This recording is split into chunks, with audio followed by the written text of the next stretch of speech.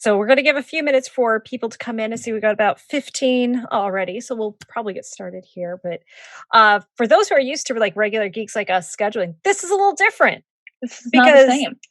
this is not a Geeks Like Us thing necessarily. I mean, it is because we're here, we're geeks, we're doing things that are all like all the geeks that we are.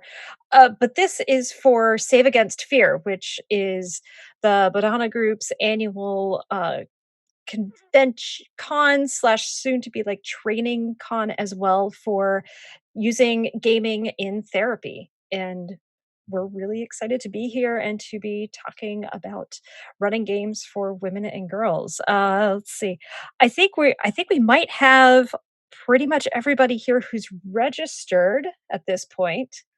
So should we get started? Yeah, absolutely. Awesome. So I'll introduce myself first. So I am Dr. Megan Connell. I'm a psychologist practicing physically out of North Carolina and virtually out of Washington State, Virginia, and North Carolina. And as soon as I finished, I packed other places as well. I am the co-founder of Geeks Like Us, where we celebrate all things geeky and where we are unapologetically enthusiastic about many things. I also run tabletop role-playing games for, I only run games for women and girls, but I used to run mixed gendered games as well. And then I'm also the host of Clinical Role, which is a live play D&D game for psychologists and other therapeutic dungeon masters that is here on Geeks Like Us every other Monday and super duper fun. And I am joined today by an amazing psychologist and someone on the other side of the country. So Elizabeth, why don't you introduce Yeah. yourself? So my name is Dr. Elizabeth Kilmer. Like you mentioned, Megan, I'm a clinical psychologist as well. I am the Director of Education and Training for Game to Grow. Game to Grow is a 501c3 nonprofit organization. We do a lot of stuff, but we're most well known for our D&D therapeutic social skills groups. We also have a comprehensive training program for educators, mental health professionals, and community members who are interested in learning more about therapeutically applied RPGs. And I have run groups with therapeutically applied role playing game groups, but with ages 8 to 86. I run a lot of mixed gendered groups, but I also have run groups for just girls as well. So you've gotten 86-year-old players? I got That's 86. Yeah, the VA oh, is it's a great place oh to my gosh, that's capture so some of the fun. older ages. Yeah. Awesome. So we are here today to talk about our experiences of running therapeutic games specifically for women and girls and some of the things that come up and the thoughts that we have around that and our experiences of it. So first off, let's talk about like why do we run games for women and girls? Elizabeth, do you want to start off with this? Like, Sure. I think that there are a lot of good reasons to run mixed gender groups. There are a lot of good reasons to run single gender groups. I know that when I first started running these groups, I was running groups in a children's advocacy center with children and teens who had experienced criminal child abuse. And about 80% of the cases we saw had experienced some kind of sexual abuse. And for a lot of our clients, having a space that was a single gendered space often felt really, really safe for them. I think we um, having having something like therapeutic applied D&D for all of the girls that I ran these groups with, most of them had never played a lot of games before. They had not engaged in kind of any fantasy, and because they were where they were developmentally as well, in the like 10 to 13-year-old range, having a space that was just girls allowed them to feel a little bit more comfortable in terms of engaging in the game, being silly, being a little bit ridiculous. And so having that space was a nice place to kind of start out for them, especially. that's awesome. Yeah, I'll say for me, I actually had a pretty bad personal experience in gaming. It was one of my first non-family run D&D Hmm. games, and I was the only girl in the whole game or woman. And one of the other players during an encounter had their is a trigger warning for sexual trauma here stuff, but this so their character was going to rape an NPC to death. And that was super not No. okay with me, and, like, I didn't Yeah. know what to do, and, like, this was still, and it's actually turned out to be a good bonding for my dungeon master and I because, like, actually it was actually months later I came to him and was like, "I was super uncomfortable with this." Mhm. And, like, he was able to say, "I was too. I'm so sorry. I was a baby DM. I did not know how to handle my table, and I didn't It's a realize stuff like great that would argument happen." for session 0 content. Oh my god. Well, we didn't have a session. We were still figuring I out things, and, absolutely, like, yeah. it needs to happen, and I didn't want and I've heard so many similar stories from other women when they're the only woman in a group that stuff gets brought up, and, like, Mhm, it's not okay, it's not comfortable, and so I wanted to make a space for women and girls to, 1, learn how to play D&D where there wasn't that threat, but also, like, watching mixed gender groups, especially, like, I work with the adolescents as well, in this time where the guys start learning to talk over the girls more and more, and that it's okay to talk over the girls, and they don't fight for their voice, and I really wanted finding voice to be part of the work that I did. I wanted to have a place where they could start to learn, feel comfortable in their knowledge, and then go out and play, and that was something that mhm. was really important to me, and so it was a big part of why I wanted to run all girls games, and I continue to run all girl games. They are absolutely amazing and wonderful. Um, we don't have many slides, by the way. I'm a big believer in if you can get all the information from the talk from the slides, then we are redundant and unnecessary. So we're gonna go pretty much to our next big slide, and then there's only one other with that does not have a pretty picture on it. So when we are running therapeutic groups, the difference between playing for fun versus playing for therapy is one in the consent and intent. Like it was very explicitly where you're saying this is a therapeutic group, and part of therapy is having therapeutic goals. Um, Now, I know for my groups, have some general goals that I'm always working towards, and of course, those will change mildly depending on the makeup of the group and what the individual goals of the players are. But Elizabeth, for you, I'm curious, like when you ran your groups, did you have like a specific group goal, or was it always changing depending on the players? Yeah, so, I'm still running groups. I run groups for adolescents and adults as well. They're mixed gendered. And with my groups, like you said, I have general groups for the general goals, man. It's General Friday. goals it is. General goals for the group as a whole, as well as individual goals. And those are both based off conversations that I have with my clients about what they're hoping to get from the group, as I observe the group over time. Um, More kind of goals will come up around that. Common goals that happen are things like perspective taking and insight, building confidence, building assertiveness is a really, really common one. Learning kind of effective conflict resolution or just not running or shying away from conflict are common goals across my groups. Yeah. Yeah. I have some similar ones. So the way I phrase it to all the girls in my groups, I have three primary goals. Like one is that finding a voice, right? Hmm. I love how you put it as like assertiveness trait. I said like more like I just want you to be able to find your voice and use your voice. Is the way I end up phrasing that. Um, I also want them to learn how to build cooperative relationships with other women. Um, Absolutely. yeah, and I know you could speak to this way better than I can, but, like, tell me a little bit about the research on how women treat each other. So the research around relational aggression is pretty amazing. I had a professor in undergrad actually she was my developmental psych professor, and she said I would always rather have boys than girls because boys will the and research supports this, and a lot of this is going to be around the way that we raise boys and the way we raise girls. There's not research to support that this is just like inherently in DNA. This is very much the way that gender is a social construct. But that boys tend to get mad at each other and fight it out, and then they're done. And girls engage in this kind of long form relational aggression, which is something that is having experienced it myself. I was bullied a lot in elementary and middle school, and it's awful and it carries with you. And so having a safe space where you understand how to give and receive feedback is something that is if we did nothing else in these groups, I think that would be reason enough to run them, is being able to tell someone when they did something that you didn't like, and being able to tell someone when they did something you did like, and being able to have that honest conversation. is something that is so valuable and so important and often doesn't happen because we get Mhm. these messages that we shouldn't, don't say anything nice. If you can't say anything nice, don't say anything at all.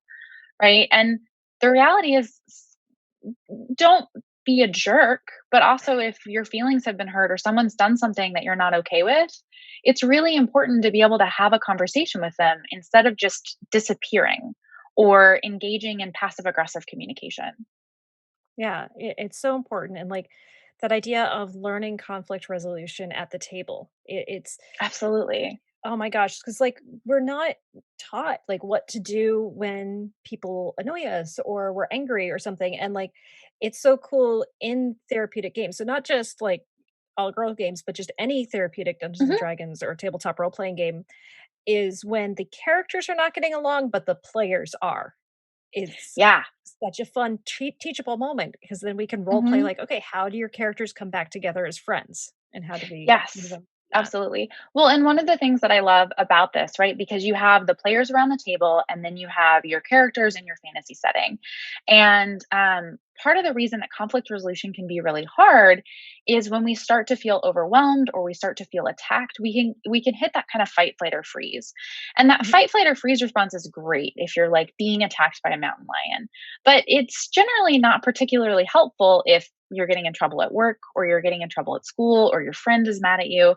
Because when you enter that fight, flight, or freeze, the part of your brain that is good at the logical problem solving part kind of shuts down. Yeah. Your body is more focused on your physical survival. And so having the space to be able to pull you back from your character or pull you closer to your character can help you regulate. It can help provide a little bit of scaffolding so that you can engage in conflict through your character and you're less likely to feel overwhelmed, attacked, or just shut down. Yeah. And it is really amazing to see those light bulb moments in people, when the players click with this stuff, and like, so that idea of like, here's a group where we're going to learn to problem solve. We're going to learn to have positive relationships that are cooperative. And that's when I Yes. talked about the third part. That's one of the big things is like in our culture, in American culture, because I know probably we have an international audience, is we're taught to be backstabby. It's this thing that women are it's not like an explicit lesson, but it's sort of this thing that's expected, right? And like Well, because it's more reinforced, right? Because standing up and saying like, "Hey, I didn't like what you did," often is labeled as bitchy mhm, or annoying or uppity, and that's problematic language to begin with. But if I stand up and I say, "Hey, I really didn't like what you did," and then everybody around me says like, "Hey, stop being so loud. Stop being so annoying." Right? The message from everybody else is not what that person did that wasn't okay. It's, "Hey, you shouldn't act that way." And so we yeah, get a ton of messages from society that tell us that we should not be direct in our communication. And I think that both women and men get those messages, but women tend to get those messages more. Like think about I don't want to get, I'm not going to necessarily bring politics into this, but in terms of like the most recent debate, Joe Biden told Trump to shut up, and the internet broadly applauded him for that as like, oh, mhm, this is a reasonable thing to bring in. Whereas there were a lot of commentary around like, would a female candidate have been able to say the same thing? yeah, Would she have been treated the same or would she have been applauded? And so we see this play out on a national stage as well. yeah, yeah, and it's really troubling, and so, like, it's wonderful to have this place where you can completely change the setting and, like, give those supportive relationships and to dive into this. Um, and so where I wanna spend the bulk of our conversation today is talking well, actually, I'm gonna backtrack, sorry. It's Friday again, I cannot organize my thoughts. Understandable. Yeah. So I think one question people might have is like, what's the difference between running like a all guys group, an all girls group, or a mixed gendered group? Hmm. I know I have what my answer is, but Elizabeth, I'm curious for you. What do you think the difference is? Oh man, I think it depends a lot on a whole lot of things. So I've run groups in a lot of different settings. So I have run in the Children's Advocacy Center, which is primarily um, children and adolescents who'd experienced trauma. I run groups in private practice where the main focus was around anxiety and depressive symptoms. I've run groups in the VA, from primary care and mental health and substance abuse. I run a lot of groups with Game to Grow, and a lot of the challenges we see are things around anxiety, depression, but also ADHD and autism.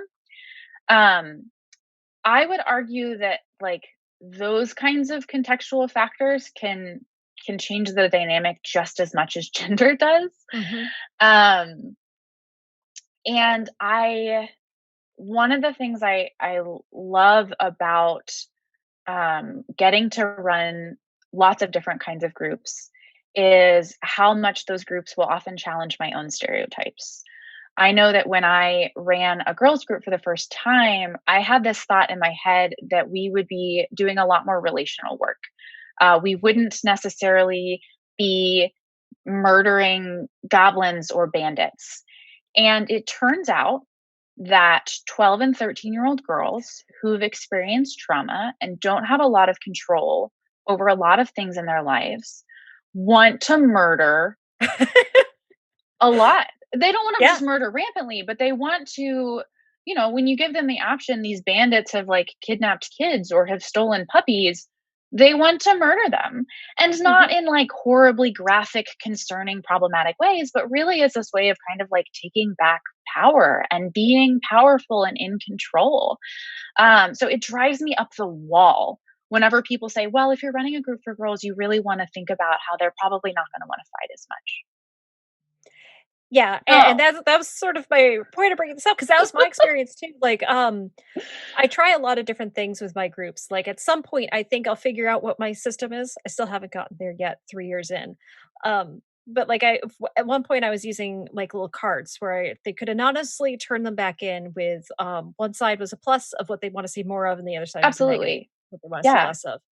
I don't think anybody put a negative thing on it, but, like, on the positives for all of them said more combat, and one of them completely filled up the entire card with combat, combat, combat, combat, Combat, more combat. I want to get well, and if we think about it too, this really makes sense, right? And what that's telling me is that you've really managed to create a safe space.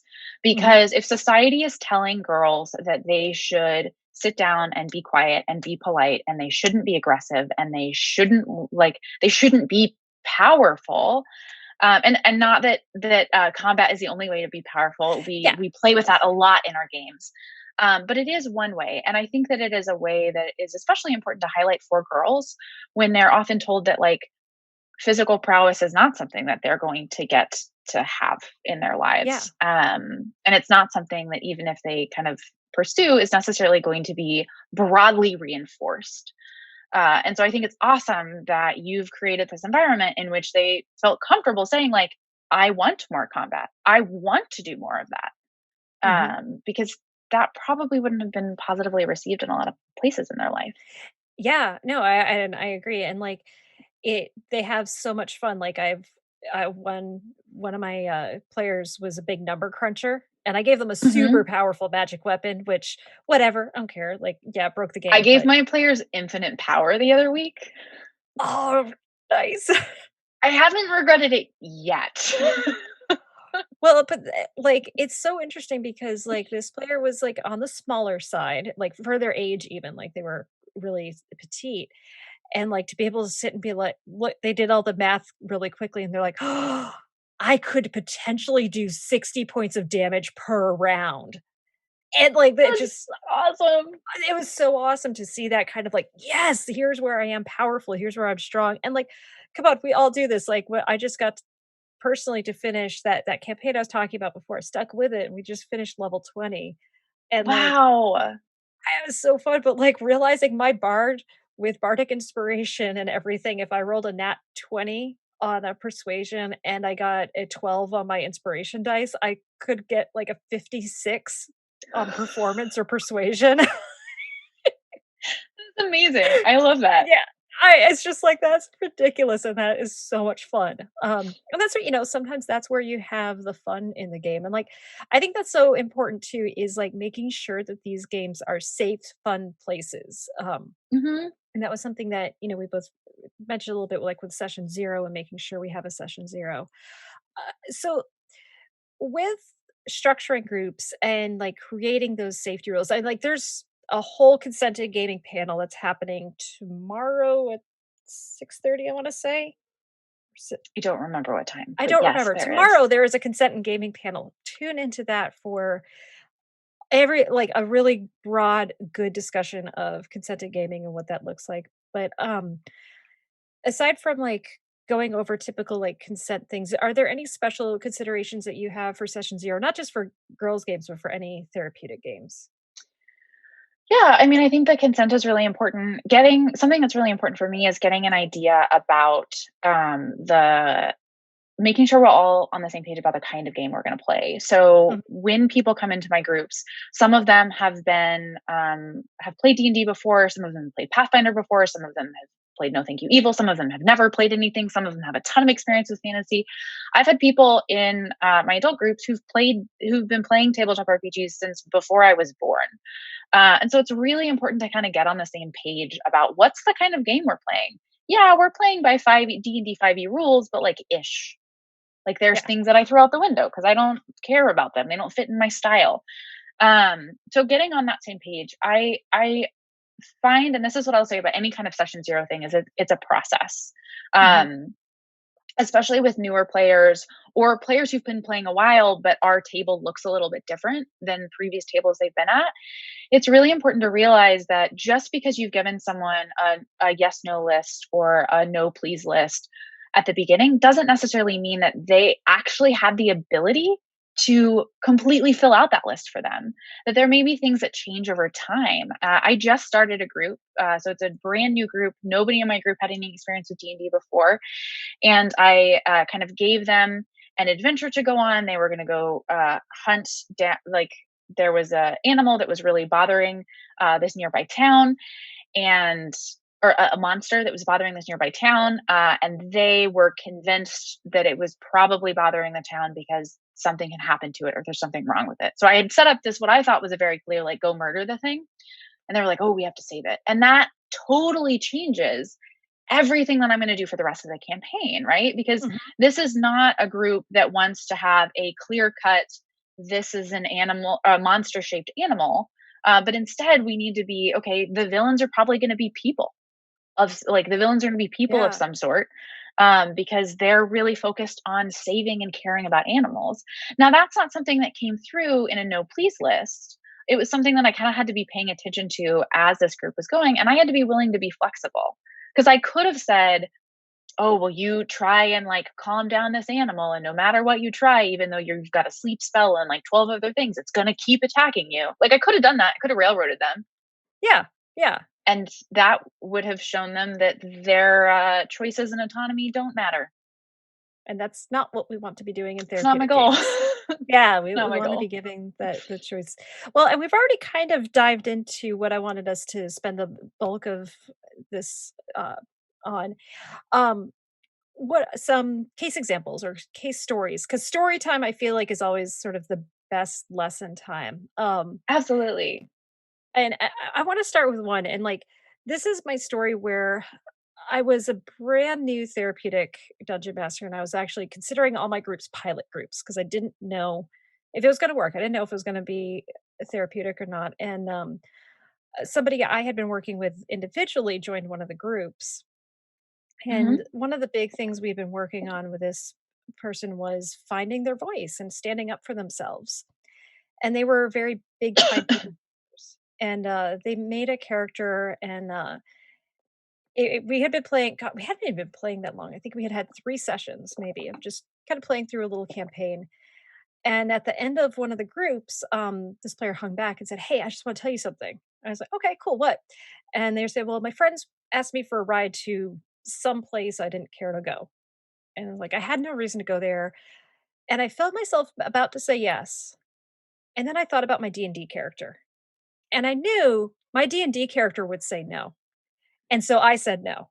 And this was the first time this g is my groups are for girls, but it's the first time this girl had stood up for herself and said Hmm. no to people that she valued, and, like, it was like this shift, and, like, we'd been working for months in individual therapy, and it didn't happen for, like, a few weeks of, D&D, and D, and suddenly that lights bulb was going off and like they were standing up Absolutely. for themselves.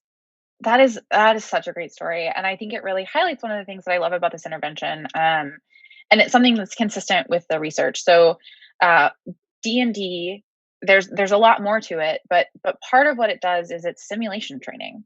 Mhm, And we have so much data from like military and medical and educational and sport around how effective simulation training is. Like that, if you practice something here, it translates over here. Like it works.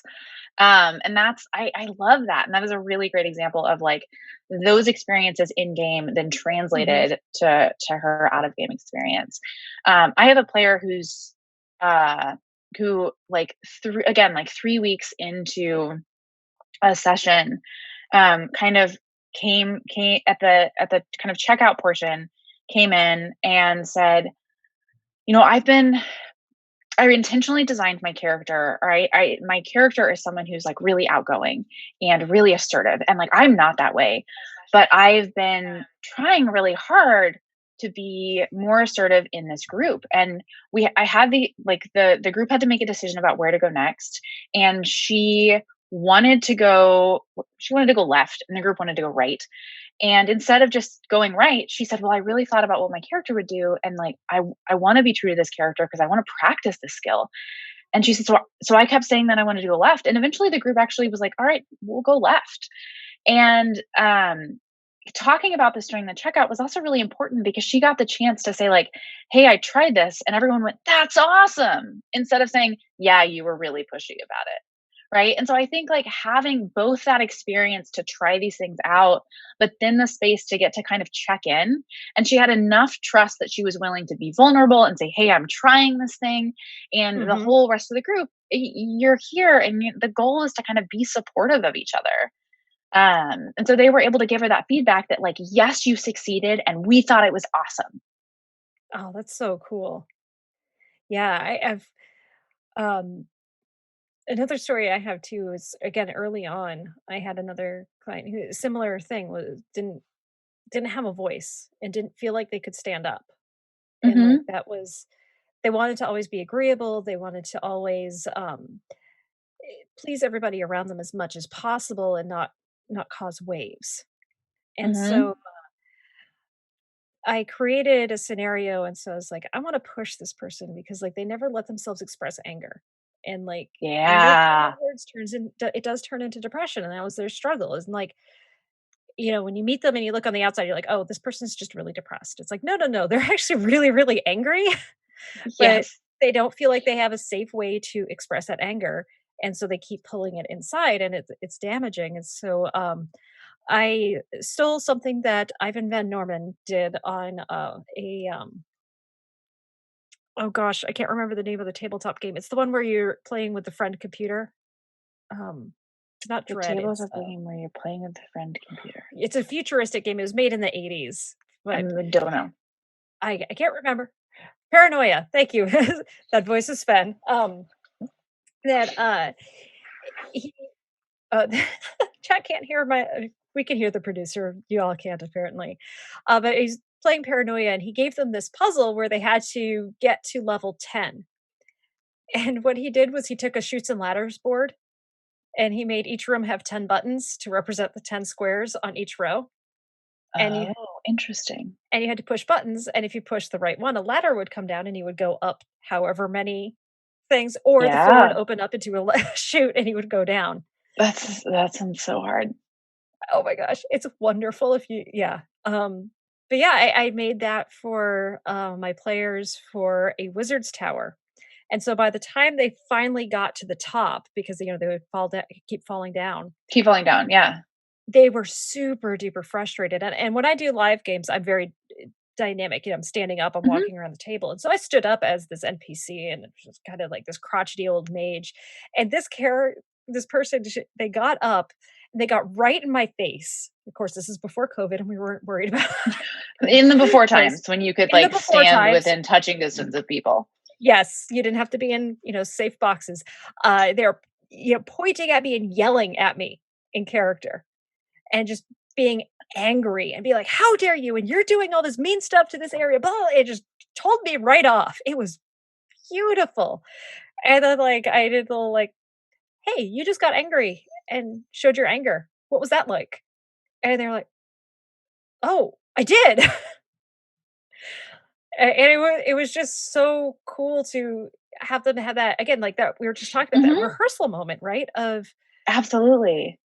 I've now rehearsed this and I see that the world did not end because I expressed anger and I wasn't Yeah. something other than pleasing. And that Absolutely. it's so cool. Yeah, my very first girls group, they were, um, on the hunt for this magical object, and it had 3 pieces. Um, it was a piece of a wizard staff, and it had 3 it'd been broken into 3 pieces, and they were on the hunt for it.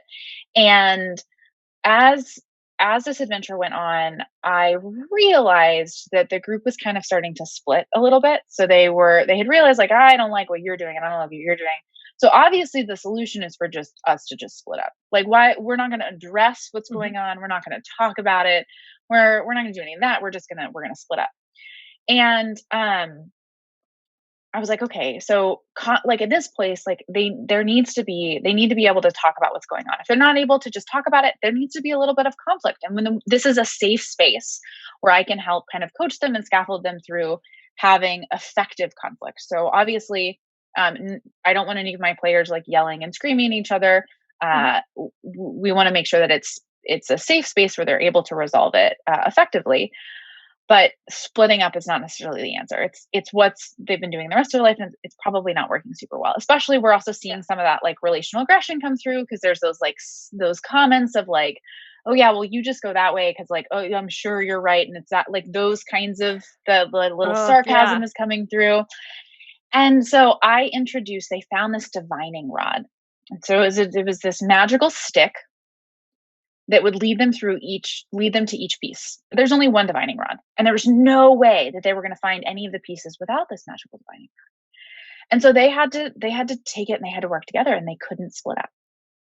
And I just waited and we kept playing as they started getting more and more and more and more frustrated with each other until finally being frustrated, they got to the amount of frustrated where it was too hard to hold it inside and it was like worth actually expressing it. And so it blew up a little bit in a controlled way in the middle of this game. And so we actually had some space where we actually like I put the screen down and we talked about what was going on and we talked about like the costs and benefits of talking about things when you're frustrated versus holding them in when you're frustrated and like what are the short-term consequences and the long-term consequences and like how does this happen and how does it play out in your real life, and it was this amazingly powerful moment. And uh, that was not the last time this group had conflict, but it was the last time that this group let conflict build to a point where they kind of just exploded. So like moving forward, they got to they went, "Oh, yeah, this didn't work out for us. We've been pissed at each other for the last 4 weeks and we've been like coming to group frustrated and we've been leaving group frustrated, and that really isn't working for us." Now I could have intervened a little bit earlier, but then they would have lost that experience of Mhm. this is what happens when we're frustrated but we still care about finding this wizard staff. And so after that, every time they kind of got frustrated with each other, they got to practice talking about it. And it was in this safe space where sometimes they would use their characters to talk about their frustrations, sometimes they would talk about it themselves, to be able to kind of work through and understand how can I talk to someone when I'm mad at them, and learning that conflict does not necessarily mean the end or a problem in a relationship. That conflict can actually be a healthy part of a relationship as long as that conflict is done effectively and respectfully. Yeah. No, that's such a powerful tool and, like, it it's so interesting because, like, that's something that I think everybody teaches, right? To a certain extent, like, that conflict can is an important part of everybody fights and stuff, but, like, honestly, how often do we get to see that, like, in our popular media where characters get into Never? an argument, resolve it, and then they're okay? Like, it is I think, like, I saw a couple of examples of that on How I Met Your Mother, which unfortunately that show got ruined by the finale, so I can't rewatch it. I Sorry, think it's a that's a good really show. common, like, romance trope, but Mhm. oftentimes, like, it's not effective conflict. It's like, we did a really bad job at conflict, and now everybody's feelings are hurt, and now we're gonna do something unrelated to the original conflict that doesn't actually address the problems that happened, and now everybody feels good. Yeah, yeah. And that's not what effective conflict resolution looks like. We've got to work on expressing our side of things and coming together and helping out. And like what I love too that's wonderful in therapeutic games is that ability to step in and step out, to do the hokey pokey with your character, right? And it's like, okay, so how is your character feeling right now? Now let's step back. And so you as a player, what do you think of how your character is reacting? And sometimes they'll be like, "I think my character's being really unreasonable right now." Right? And Yeah, they can see that, but then it's like, "Okay, cool. So now what do they need?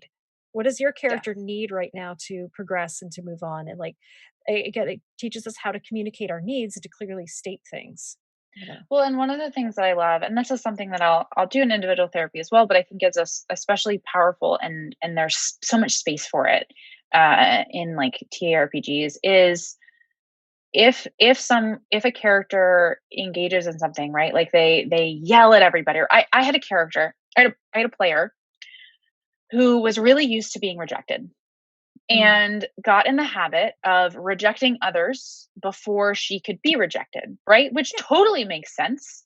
If I'm rejected yeah. all the time, I'm absolutely going to develop behaviors that lead to me being rejected, so that I can just be like, well, I had control. I rejected you before you rejected me, so it was my choice. And the party was moving into a town, and they encountered this guard, and they needed to get information from the guard, and before anybody else spoke up, her character walked up to the guard and said, "Tell us what you want to know, or I'm going to kill you." And the guard said, "Well, um with an opening like that, I don't really know why I would expect you to not kill me even if I do tell you what you want to know, so no." And the whole group was like, "Why would you do that? Like, why would you start at 100? What is Yeah. happening?" And so they said, "Hey, guard, like, why don't we buy you some lunch? We'll go over there to that restaurant. We'll like talk about it." And this player said, "Well, I'm going to stay outside because I just ruin everything anyway." Oh, And I said, "Man, it sounds like your character is realizing that starting with that threat of violence might not have been the best way to go, and but the character really really cares about the group succeeding, and right now the best thing the character can think about doing is standing outside and like taking a deep breath and calming down while the rest of the party goes in and kind of tries to talk this guard up in a way that gets in the information." So I'm assuming a lot of best possible intent here, and I'm allowing the player, and I don't think that was actually what she thought through, because she'd already hit fight, flight, or freeze. Like, she was yeah. not thinking this through. She realized, oh, that was the bad reaction. Now everybody's mad at me. Um, but giving her that space, it allowed her to have the time. I put everything on the character. Your character Yep. is doing this. Your character is feeling messy. Your character might be thinking X, Y, and Z. So it allowed her to step back, and I gave her an out. I gave her an out. I gave her a reasonable explanation. I gave her a plan for what she's doing next. And then she also got the choice to say, like, yeah, that's totally what my character's doing. Or no, Mhm. my character just hates you and thinks that she sucks, right? Like, Yeah. the she still has the autonomy and the power to do that or not. Um, which is something that I think is really helpful. I'm watching the chat a little bit. I'm noticing there are Yes. some questions coming through. Yeah, I was Can gonna say, we let's talk maybe about some of switch those? some questions. Yeah, well, I'll pop over to questions, and there's our contact Excellent. info, so where you can find us. So I have my phone open. Sorry. I've got one that I've seen and read. Yeah, Can I start go us for it. off? Okay. Um, I don't know how to pronounce anybody's screen name, but somebody fish says, I can find it. I can find it can be hard to manage everyone's personalities and personal therapy goals amidst trying to improv what's going on next or stay in a storyline, etc. Any tips for managing it all in a given session? It may just be something that I need to do the best I can with. I have a lot of tips, but I Mhm. will give you like two today. The first one is practice and get training. So Game to Grow has a training program that's Mhm. comprehensive, and I'm biased, but I think it's great. Um, Part of that is going to be about the treatment planning. So whenever I start to feel stuck or overwhelmed, I always go back to treatment planning. So having an understanding of what are my goals for the group and what are my goals for the individuals, and I will like write those things down.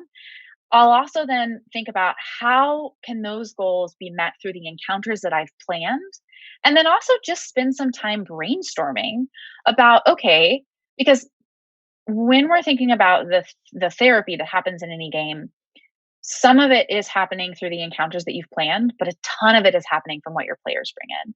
Oh, And you yeah. are not going to anticipate everything your players bring in. You're not going to anticipate all of their reactions, and you shouldn't have to.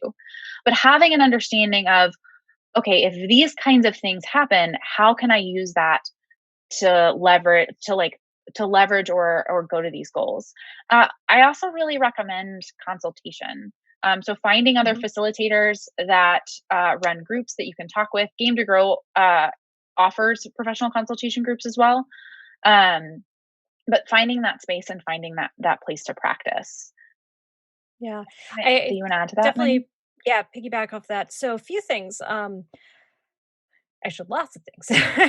So one is, limiting the number of players in your therapeutic games. In the training that I co-authored with Dr. B that we have offered through Leyline, is we talk about limiting to like 5 or 6 players. Running therapeutic games online, I limit to 4. I find if Yeah. more I than think it 4. depends. I'll go up to 6, but I'll go up to 6 in certain contexts with certain goals and certain populations.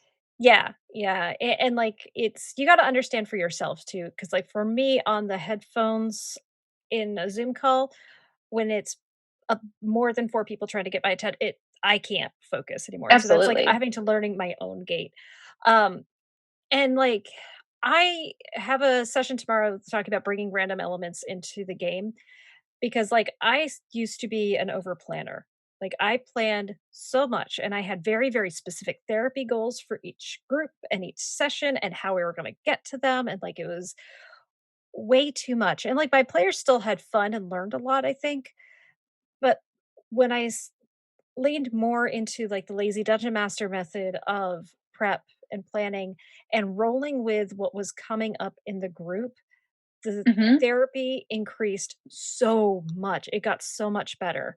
Another quick story time. This is one I've told well, most of these I've told before, but, I had a session where they were trying to stop a cult of Vecna from bringing Vecna to the Prime Material plane, and so they had to go and get the hand of Vecna, and a black dragon had it.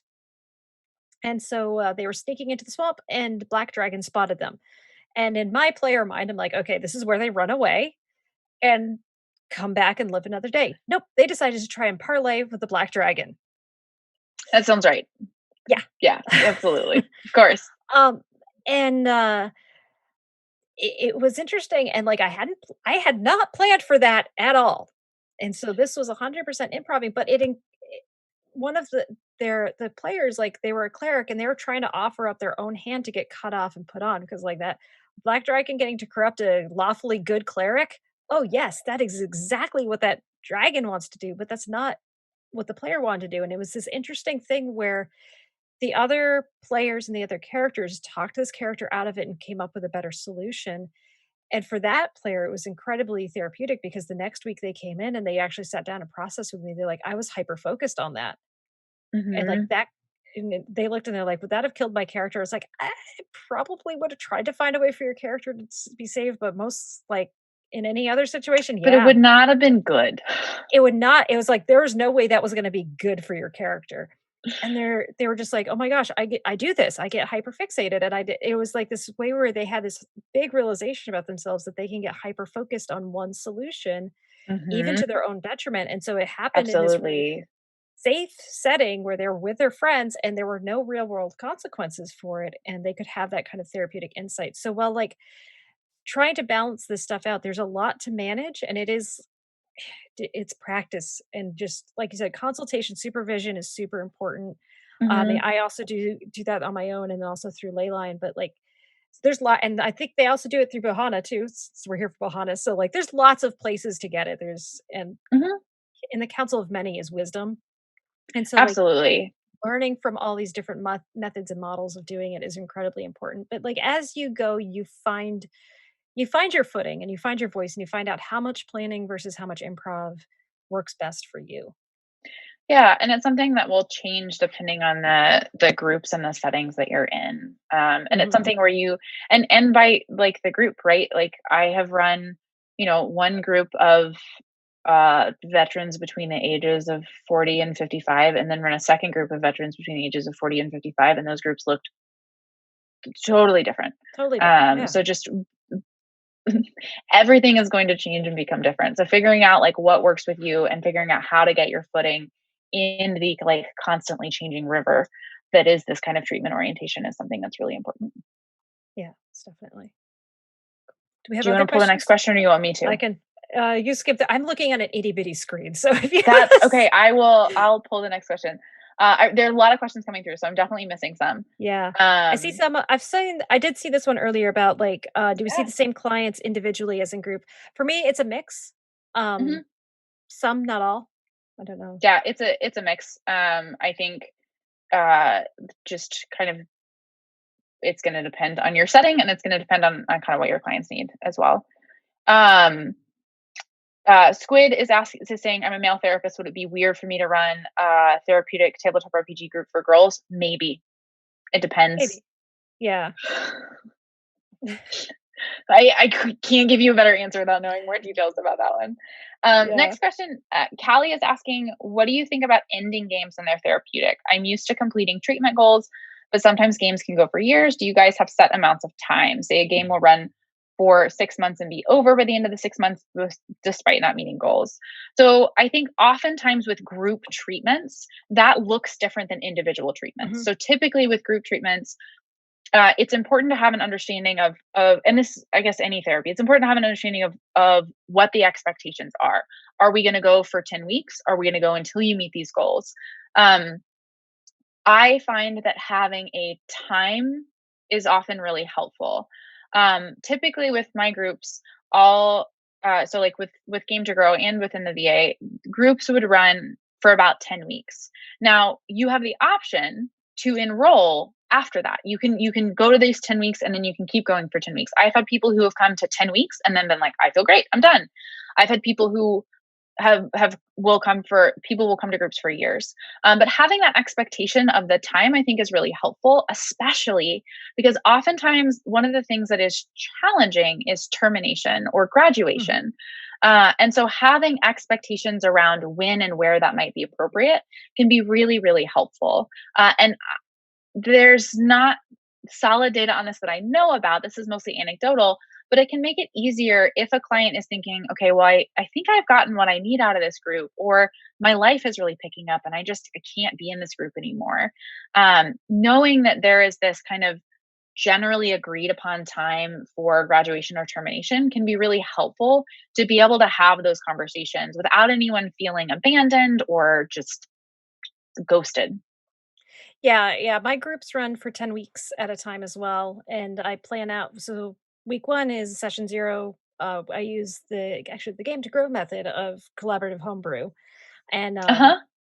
then I come up with a story, and then weeks 2 through 10, we're going through that story, and then we're wrapping it up, hopefully starting to wrap it up week 9, finishing wrapping up week 10, and then we process and finish up, and sometimes, like, there's still more to explore in that story, more to explore in that world, and we'll continue like, the next session, those who can enroll will continue on, or we go, "Okay," and, like, players can switch characters between sessions if they want to, but I generally try to have the story finished up, to come to a satisfying ending of some sort in those 10 weeks. Yes, absolutely. Having cliffhangers in between groups is really really valuable. But at the end of 10 weeks, or at the end of whenever the agreed upon ending is, I think you should have your story broadly wrapped up. I would never want to use a cliffhanger as a way to try and encourage someone to Oh stay god, in a no. group. Ooh, that I would want be them to really be able probably to. unethical, yeah. I agreed. Yes, I want them to really be able to make that choice. Um, Another question that is coming through. So the Guybro, I don't think I totally understand your question. So I'm not going to try and answer it without a little bit more context. Um, if you maybe I'm missing some words there, Megan. Where is that Um, one? Sorry, I'm it's just up scrolling a through. little bit in orange Uh, type. It starts with my first non-consulting D&D session. So if you want to explain a little bit more about what you're asking.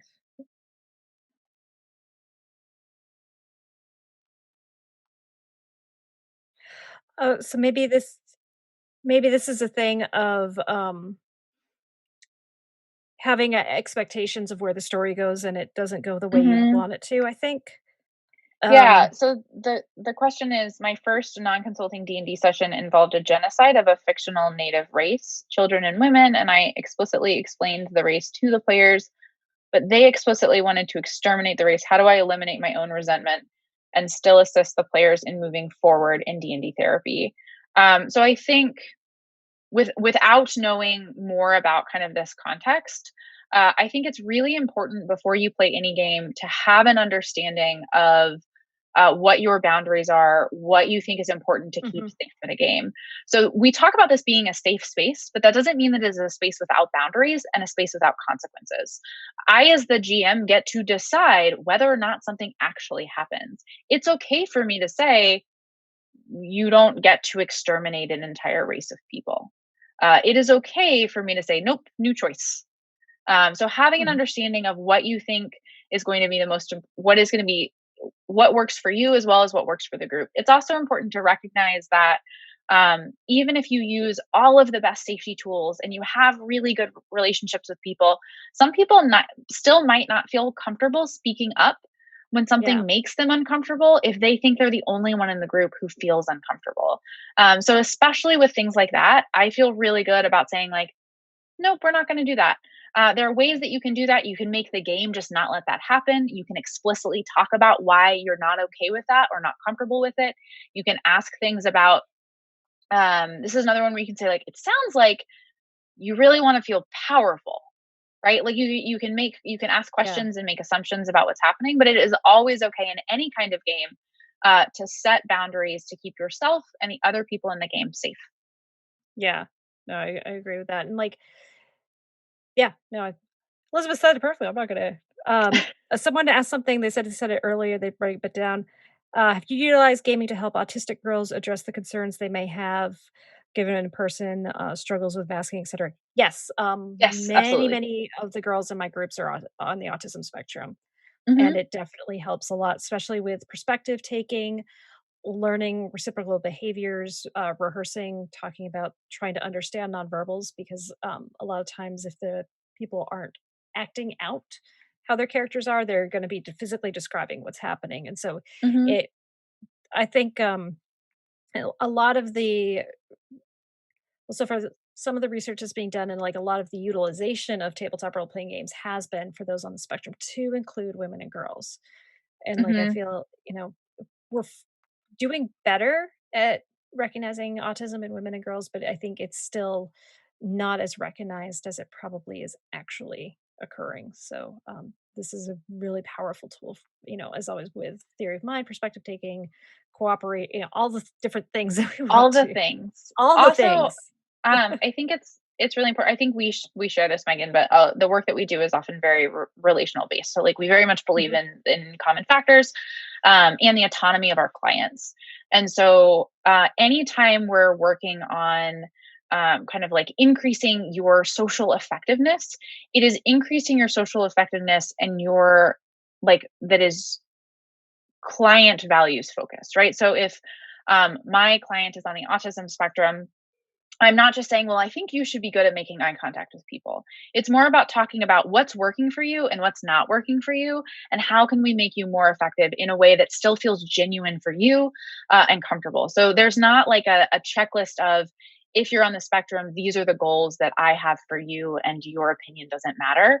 But it's much more about like, can we if this is what's getting you stuck, can we explore that in this game in a way where you get to like try out a couple of different strategies and figure out what works for you, what still feels genuine and comfortable for you. Definitely. Yeah, and I think what's cool too is, again, so much of the therapy happens in a group without without the therapist intervening or getting in the way of it. Like, one of the groups I ran, we had just finished up a 10-week session. We were starting a new 10-week session, and one of the players said that they were not going to be able to continue, and the group was sad. Is they're like they were going to miss the player, but also miss the character because Yeah. that was their barbarian. And then she walked into the room, and the whole room started cheering, and they were excited, and this person was completely taken aback because she was just so used to not having friends and telling herself the story of nobody likes me, nobody wants me around, and, like, this was not rehearsed. I didn't even know they were coming, and she just walked in the room, and everyone went, "Yes!" It was amazing, and, like, that like, that's so powerful, and, like, sorry. I love D&D, and I love the No, community that's awesome. That is an awesome story. I am just seeing a message come in from creations that I am fixating on because it's pink. But they're asking, I wonder if you've had any girl groups that are specifically queer identified, or if you would mix those that identify as straight with those who might identify as queer or gay. So my groups currently are mixed. I would love to run like a specific queer group. It's something that I've kind of got on my ever growing list of kinds of groups that I want to run. Currently, they're mixed. I find that this can be really, really helpful, especially for people who are questioning or exploring their identity. Mhm. I recently had a player who changed their character and used that change of a character. They introduced their character and said, "My character goes by they them pronouns." And I said, "That's great." And they said, "Actually, I also go by they them pronouns." And this was new. I've played with this character for about a year, and we asked about pronouns at the beginning of group, and they identified with she her pronouns, and now they are saying my pronouns are they them. And this was such a cool way for them to say, "I've decided to I have um like changed my character, and I'm using this change of a character as a way to also introduce this." And it was clear the way that they said my pronouns are they them also, that there was a little bit of, I'm not sure how the group is going to react. And the group was mostly not surprised. No one reacted Mhm. particularly strongly, and immediately started using their correct pronouns, which I thought was a really, really awesome experience. I've had other players that have said, "I'm not really sure," or I'd really like to play as a male character because I just want the chance to explore that. Is that okay? And so having this space is really important. You also want to be able to talk to parents who might have concerns if their kid decides to play a male character. Does that mean that my child is trans? Not necessarily. There are plenty of reasons that you might want to play a gender that is a character that is a gender different from which you experience. So that's important to kind of keep in mind, that you want to be able to have these conversations and do any myth busting that you need with parents. But I Mhm. found that as long as you're creating a safe space, having um, having a mix of people and a mix of identities is really, really powerful.